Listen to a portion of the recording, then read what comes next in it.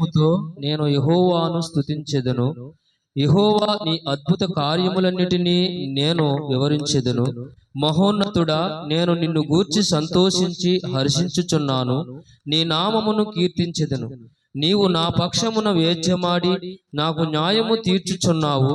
నీవు సింహాసనాసీనుడివై న్యాయమును బట్టి తీర్పు తీర్చుచున్నావు. కాబట్టి నా శత్రువులు వెనుకకు మళ్ళుదురు.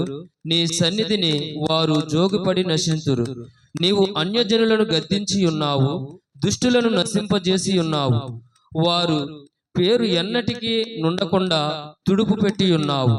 శత్రువులు నశించిరి, వారు ఎన్నడూ నుండకుండా నిర్మలమయ్యిరి. నీవు పెళ్లగించిన పట్టణములు స్మరణకు రాకుండా బొత్తిగా నశించెను. యెహోవా శాశ్వతముగా సింహాసనాసీనుడివై ఉన్నాడు. న్యాయము తీర్చుటకు ఆయన తన సింహాసనమును స్థాపించి ఉన్నాడు.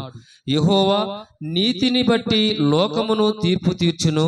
యథార్థతను బట్టి ప్రజలకు న్యాయము తీర్చును. నలిగిన వారికి తాను మహాదుర్గమును, ఆపత్కాలములలో వారికి మహాదుర్గమగును. యెహోవా నిన్ను ఆశ్రయించు వారిని నీవు విడిచిపెట్టువాడవు కావు. కావున నీ నామమెరిగిన వారు నిన్ను నమ్ముకొందురు. సియోను వాసి అయిన యెహోవాను కీర్తించుడి. ఆయన క్రియలను ప్రజలలో ప్రచురము చేయుడి. ఆయన రక్తాపరాధమును గూర్చి విచారణ చేయునప్పుడు బాధపడు వారిని జ్ఞాపకము చేసుకొనును. వారి మొరను ఆయన మరువడు. ఈ పరిశుద్ధ వాక్యం మన వెనుకలో దీవించును గాక. అందరూ ఆమేన్ చెప్పండి. చక్కగా